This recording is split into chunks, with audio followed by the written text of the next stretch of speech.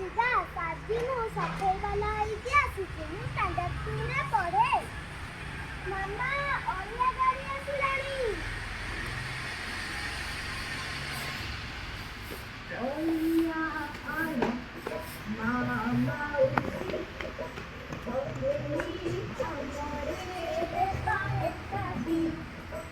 ଗଳିରୁ ଅଳିଆ କରିବା ସଫା ଏବେ ନାହିଁ ଆଉ ଜମା ମାଛି ମଶା। ମୁଁ ସଫେଇ ବାଲା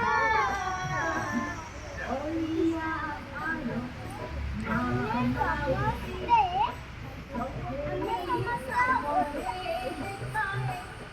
ଓଦା ଶୁଖିଲା ଅଳିଆକୁ ଏଣେ ତେଣେ ନ ପକାଇ ସଫେଇ ବାଲାଙ୍କୁ ଦେବା।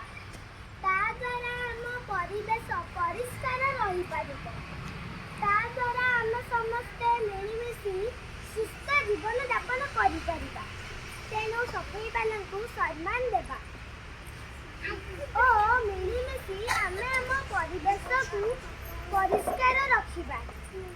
ସୁସ୍ଥ ପରିବେଶ ସୁସ୍ଥ ଭାରତ ଗଢ଼ିବା ପାଇଁ